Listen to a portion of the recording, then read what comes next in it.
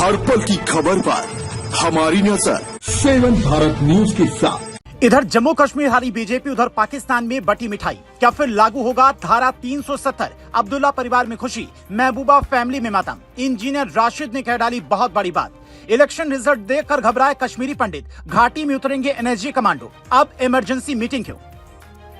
इधर बीजेपी जैसे ही जम्मू कश्मीर हारी, उधर पाकिस्तान में मिठाइयां बंटने लगी। लाहौर और इस्लामाबाद में बैठे नेता अपना फोन उठाकर कॉल करने लगे। वो उमर अब्दुल्ला को इस जीत की बधाई देना चाहते थे, क्योंकि नेशनल कॉन्फ्रेंस और कांग्रेस की गठबंधन की जीत के बाद फारूक अब्दुल्ला ने साफ कर दिया है कि उमर अब्दुल्ला ही नए मुख्यमंत्री होंगे। ये वही उमर अब्दुल्ला है जो कहते हैं कि हमारी सरकार बनी तो हम पाकिस्तान से बात करेंगे, धारा 370 वापस लाएंगे। अब सरकार तो करीब करीब बन चुकी है, तो क्या धारा 370 की जम्मू कश्मीर में वापसी होने वाली है? ये हर कोई जानना चाहता है। यहाँ तक कि वहाँ बसे कश्मीरी पंडित, जिन्हें बड़ी मुश्किल से वापस जाने का मौका मिला, वो घबराए हुए हैं, क्योंकि उन्हें फिर से मंदिरों पर हमले और घरों पर कब्जे का डर सता रहा है। क्योंकि सत्ता में अब वही पार्टियां हैं जिनके कार्यकाल में 90 के दशक में कश्मीर की घाटी में अशांति फैली। और अगर धारा 370 की वापसी हुई तो तस्वीर क्या होगी, आप ये तस्वीर देखकर अंदाजा लगा सकते हैं। जब लाल चौक पर तिरंगा फहराना एक बड़ी चुनौती हुआ करती थी, ऐसे में क्या मोदी के राज में 370 की वापसी संभव है? इसे समझने के लिए आपको पीएम मोदी का ये बयान सुनना होगा। वो कहते हैं,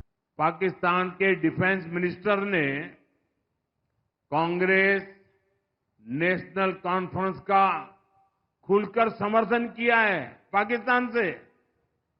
उनका कहना है कि आर्टिकल 370 और 35A को लेकर कांग्रेस और एनसी का एजेंडा वही है जो पाकिस्तान का एजेंडा है।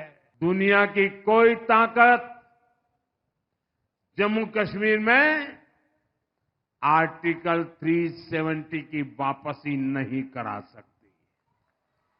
लेकिन क्या मोदी के कहने भर से मान लिया जाए कि धारा 370 की वापसी नहीं होगी? अगर जम्मू कश्मीर विधानसभा में 370 के पक्ष में प्रस्ताव पारित होता है तो फिर दिल्ली को उस पर विचार करना होगा। पर जम्मू कश्मीर अब केंद्र शासित प्रदेश नहीं है, इसीलिए इन बातों का ज्यादा मतलब नहीं दिखता। लेकिन अब्दुल्ला फैमिली अगर नेहरू वाली गलती दोहराती है, कश्मीर वाले मसले को फिर से अंतर्राष्ट्रीय स्तर पर ले जाती है, तो फिर पीओके वाला सपना थोड़ा लंबा हो सकता है। लेकिन मोदी सरकार की नीति ये कहती है कि चुनाव हारी या फिर जीतें, पीओके लेकर रहेंगे। खुद योगी भी वहां की रैलियों में ये कह रहे थे कि बीजेपी को जिताओगे और पीओके पाओगे।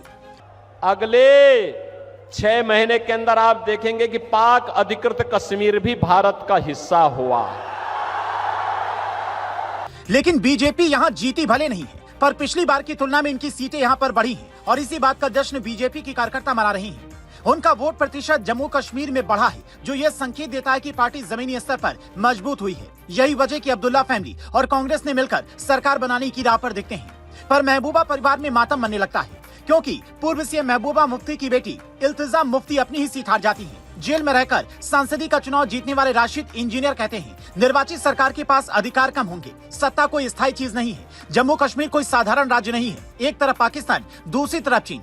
दुनिया हमें देख रही है। कश्मीर के लोगों को जीने दो और उन्हें उनके अधिकार दो। ये बात हर कश्मीरी युवा भी दोहरा रहा है। वो चाहता है कि उसे भी सामान्य राज्य के लोगों की तरह जीने का हक मिले। हाथों में पत्थर नहीं बल्कि बचपन से ही कलम पकड़ाई जाए। और यही काम केंद्र सरकार ने वहाँ करने की कोशिश की तो तस्वीर बदली। लेकिन चुनावी नतीजों ने बीजेपी को भी चौंका कर रख दिया। हर कोई यही कह रहा है कि उमर अब्दुल्ला जो नए सीएम बनेंगे, क्या वो 370 वापसी वाले वादे को पूरा करने के लिए कुछ नया और कुछ बड़ा करेंगे? अगर ऐसा हुआ तो फिर मोदी शाह की जोड़ी उसे कैसे रोकेगी? इस पर सबकी नजरें होंगी।